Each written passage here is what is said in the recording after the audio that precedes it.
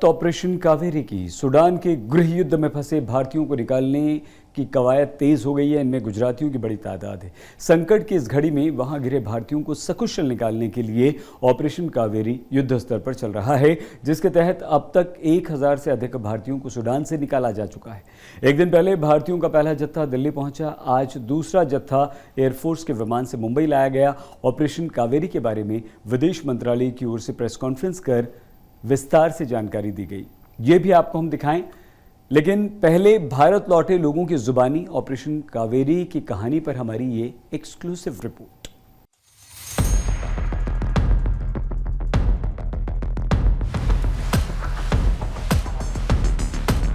हाँ, हम लोग की जान बचा ली। जब तक जिंदा रहेंगे तब तक उनके लिए हम आभारी रहेंगे। कहीं गूंज रहे देशभक्ति के नारे, कहीं हो रहा फूलों से स्वागत, तो कहीं अपनों से मिलकर आंखों से निकले खुशी के आंसू। जेद्दा से लेकर कोच्चि तक और दिल्ली से लेकर मुंबई तक सकुशल वतन वापसी की खुशी क्या होती है, इन तस्वीरों को देखकर इस बात का अंदाजा आसानी से लगाया जा सकता है। भारत लौटे ये तमाम लोग कुछ दिनों पहले तक गृह युद्ध की आग में झुलस रहे सूडान में फंसे थे, जहां से इन्हें निकालने के लिए ऑपरेशन कावेरी लॉन्च किया गया, जिसके तहत इंडियन नेवी और इंडियन एयरफोर्स के ये जवान देवदूत बनकर पहुंचे और इनकी सुरक्षित वतन वापसी मुमकिन हो पाई। मुसीबत की घड़ी में इन्हें मिली भारतीय सेना की मदद किसी संजीवनी से कम नहीं है। हमारी इंडियन नेवी बहुत हमारे लिए सपोर्ट किया, हमारे पास आए, हमारा टाइम पे वक्त पे आए। वार ज्यादा स्टार्ट होने से पहले हमें उससे पहले हमारे सपोर्ट के लिए खड़े रहे। जब हमारे जवान जो कि देश के रियल हीरोज हैं, उन्होंने भी एकदम पोलाइटली हमें सर्व किया। सब कुछ पूरी तरह से हमें कोई भी चिंता नहीं रही।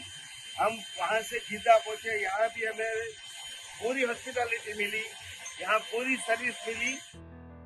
आज सूडान से निकाले गए भारतीयों का दूसरा जत्था मुंबई पहुंचा, जहां इन लोगों के चेहरों पर खुशी और सुकून साफ नजर आए। इन सभी को वायुसेना के विमान C-17 ग्लोबमास्टर से भारत लाया गया है। दूसरे चरण में 246 लोगों को लाया गया और कल के दिन तकरीबन 350 लोग आए थे। 72 आवर्स 72 घंटे का जो सीज फायर था, उसके चलते ही दूसरी देशों के लोगों को इवैक्यूएट किया गया था और भारतीय लोगों को भी वहां से सेफली निकाला गया था। लेकिन आप मेरे पीछे देख पा रहे होंगे कि लोग कितने ही खुश हैं अपने रिश्तेदारों से मिलकर, अपने परिवार वालों से मिलकर। आज यहाँ पर खुशी महसूस करते हुए काफी लोग अपनी नौकरी, अपना धंधा, कारोबार सब पीछे छोड़कर आए हैं। वतन वापसी तक इनके खाने पीने, रहने और मेडिकल से जुड़ी तमाम चीजों का इंतजाम सरकार की ओर से किया गया। शुक्रिया मिस्टर मुबारक, एम्बेसडर उधर के जो सूडान के हैं, उनका मैं बहुत ही शुक्रिया ये करूंगी करके। अभी तक वो उधर ही है। उन्होंने बोला जब तक हमारे सारे इंडियंस भाई बहन नहीं आ जाएंगे हम लोग नहीं निकलेंगे सूडान से। और आपको फ्लाइट पे खाना पीना अच्छे से मिला? सब कुछ मिला है, सब कुछ अच्छे से मिला, सब कुछ अच्छे से अरेंज किया है। हम इंडियन गवर्नमेंट के बहुत थैंकफुल है कि कावेरी मिशन के जरिए उन्होंने जो हमें निकाला है, उसके लिए हम बहुत बहुत थैंकफुल है। और इंडियन आर्मी के भी है और इंडियन एम्बेसी के ऑल्सो। मुंबई एयरपोर्ट जैसा ही माहौल एक दिन पहले दिल्ली एयरपोर्ट पर भी दिखाई दिया था, जब जेद्दा से भारतीयों का पहला जत्था देश लौटा था। तो एयरपोर्ट पर इन लोगों की खुशी देखने लायक थी। देशभक्ति के नारों से पूरा एयरपोर्ट गूंज उठा।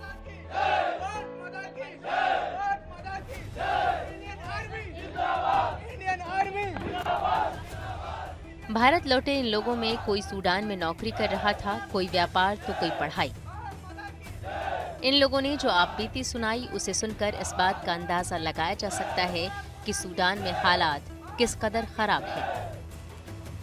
सिचुएशन बहुत ख़राब हो गया था। जैसे जैसे दिन बढ़ रहे थे, पानी, बिजली, खाना कुछ भी नहीं था। But with the help of embassy, वहाँ पे ना ग्राउंड सिचुएशन नहीं थी। एम्बेसी इतनी जल्दी इवैक्यूएशन प्लान नहीं कर पा रहा था, बट उनकी हेल्प से कुछ हम लोगों ने कंट्रीब्यूट किया और हम खुद अपनी बस में 40 लोगों को लेके गए थे पोर्ट सूडान। वहाँ पर एम्बेसी की, गवर्नमेंट की काफ़ी हेल्प मिली। हम लोग बिजनेस पर्पज से गए थे सूडान, और मेरा 14 का फ्लाइट था इवनिंग का, बट समहाउ बिजनेस के लिए एक्सटेंड किया और 15 मॉर्निंग से बॉम्बार्डिंग कंटिन्यू स्टार्ट हो गई। हम होटल के सामने से सब कुछ देख रहे हैं। Mainly thank you to Indian army. सरकार का दावा है कि करीब 3,400 भारतीय नागरिकों ने सूडान से निकलने के लिए या तो ऑनलाइन रजिस्ट्रेशन कराया है या फिर वो दूतावास के संपर्क में हैं। गुड न्यूज ये है कि इसमें 1,700 से ज्यादा लोग अब तक वहां से निकाले जा चुके हैं और 600 से अधिक भारतीयों की वतन वापसी हो चुकी है। सरकार और सेना की कोशिश यही है कि सूडान में फंसे बाकी भारतीयों को भी जल्द से जल्द वहां से निकाला जाए।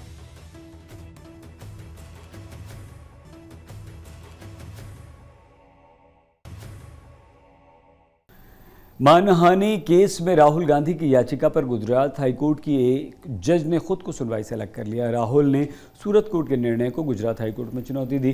राहुल के वकील PS चंपानेरी ने जस्टिस गीता तोपी की अदालत में तत्काल सुनवाई की मांग की, लेकिन जज ने सुनवाई से पहले ही कहा नॉट बिफोर मी। कोर्ट ने पहले 26 अप्रैल को केस प्रेजेंट करने के लिए कहा था, लेकिन जब केस सुनवाई के लिए आया तो जज ने खुद को सुनवाई से अलग कर लिया। अब इस केस को दूसरी अदालत में रखने के लिए गुजरात हाईकोर्ट के चीफ जस्टिस को एक नोट भेजा जाएगा। राजनीतिक पार्टियां 2024 के लोकसभा चुनाव की तैयारियों में जुट गई हैं। राज्य इकाइयों को भी जमीनी स्तर पर पार्टी को मजबूत करने की जिम्मेदारी सौंपी गई। इस कड़ी में गुजरात बीजेपी के प्रदेश अध्यक्ष CR पाटिल हर जिले में जाकर संगठन को मजबूत करने का काम कर रहे हैं। गुरुवार को CR पाटिल जूनागढ़ में थे, जहां बूथ सशक्तिकरण अभियान और सोशल मीडिया की कार्यशाला की शुरुआत की गई। दूसरी तरफ कांग्रेस पार्टी भी 2024 पर फोकस कर रही है। गुजरात कांग्रेस इस महीने के अंत में एक बड़ा कार्यक्रम करने वाली है, जिसमें राहुल गांधी, प्रियंका गांधी को बुलाया गया। गुजरात के वडोदरा से एक हैरान करने वाली खबर आई। यहां एक सफाई कर्मचारी को बैंक से 16 करोड़ रुपए के लोन को चुकाने का नोटिस मिला। नोटिस मिलने के बाद पूरा परिवार सदमे में है।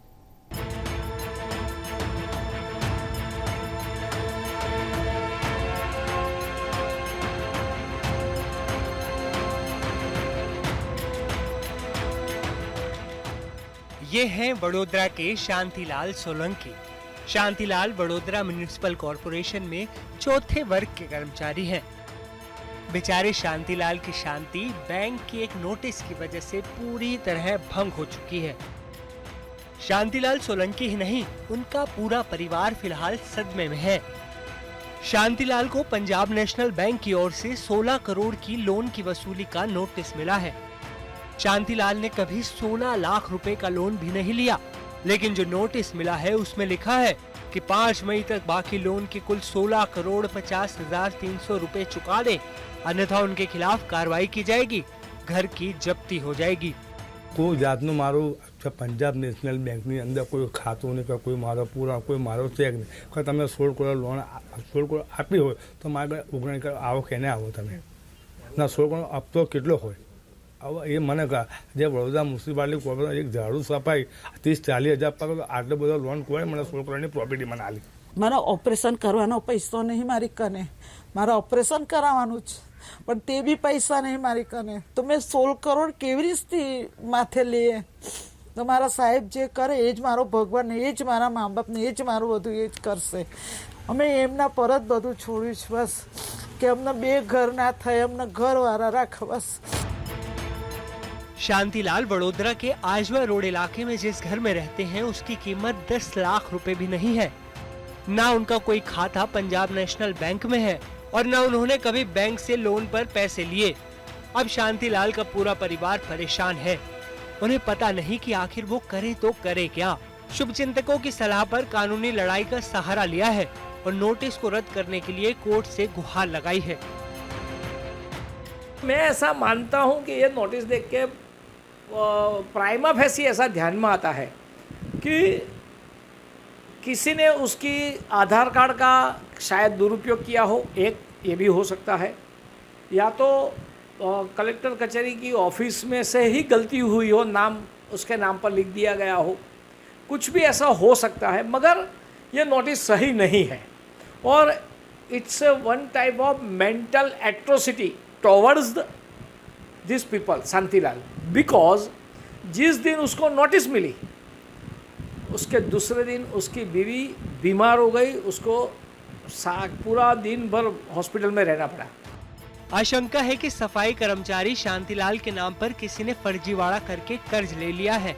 शांतिलाल को कभी लोन की किश्त चुकाने की भी सूचना नहीं मिली और अब सीधे फौजदारी की सूचना आ गई।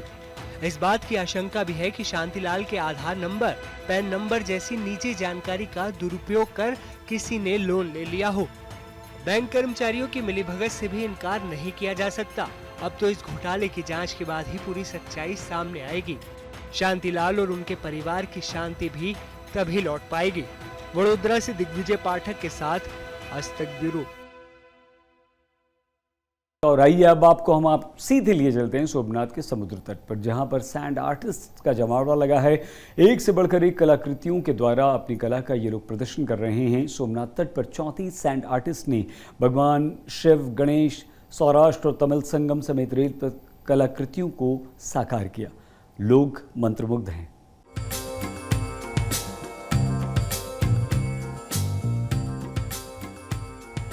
कहीं पर नटराज का अद्भुत शिल्प कला प्रेमियों को मंत्रमुग्ध कर रहा है, तो कहीं पर सौराष्ट्र तमिल संगम दो राज्यों की संस्कृति के जुड़ाव को प्रदर्शित कर रहा है। गुजरात के सोमनाथ तट पर रेत चित्रों की प्रदर्शनी इन दिनों कला प्रेमियों को रोमांचित कर रही है। ज़्यादातर रेती चित्र अगर आप देखना चाहे तो उड़ीसा जाना पड़ता है, वहाँ पर ये एग्जीबिशन ज़्यादा होते हैं। और यहाँ पर गुजरात में हम हमारे ही सोमनाथ में ये नज़ारा देखने का मौका मिला, तो हम बहुत ही प्रसन्न हुए हैं। और साथ ही साथ ये सारे रेती चित्र कैसे बनते हैं वो भी हमने जाना और बहुत ही खुशी हुई यहाँ पर हमें ये विजिट करके। तो ये जो है इसमें नटराज का शिल्प है। सबसे बढ़िया तो वो है कि तमिल और सौराष्ट्र का संगम दिखाने के लिए एक तरफ शास्त्रीय नृत्य और एक तरफ हमारा हलिसक नृत्य जो है वो दिखाया गया है, तो वो शिल्प भी बहुत अच्छा है। और सबसे बड़ी बात यह है तमिल संगमम में कि जो संगमम है वो प्रतीक है हमारे दो संस्कृति का, तो इसके ऊपर वहाँ पे पहला जो शिल्प है वो बहुत अच्छा है। सोमनाथ मंदिर के करीब चौपाटी पर करीब 34 प्रतिभाशाली सैंड आर्टिस्ट ने इस प्रदर्शनी में अपना हुनर दिखाया। भगवान शिव, भगवान गणेश, सोमनाथ मंदिर, G20, सौराष्ट्र तमिल संगम समेत कई मंत्रमुग्ध कर देने वाली रेत की मूर्तियां बनाकर लोगों का मनोरंजन किया गया। गुजरात ललित कला अकादमी ने इस रेती शिल्प महा महोत्सव का आयोजन किया। 15 से 20 हजार के करीब लोग इस महोत्सव में शरीक हुए। सैंड आर्ट एक बेहद मुश्किल कला शैली मानी जाती है। सरकती रेत में सजीवता लाना कठिन माध्यम है, लेकिन सारी मुश्किलों को पीछे छोड़ कलाकारों ने ऐसी अद्भुत रेती चित्रों को बनाकर कला प्रेमियों को अपना मुरीद बना लिया। Bureau report.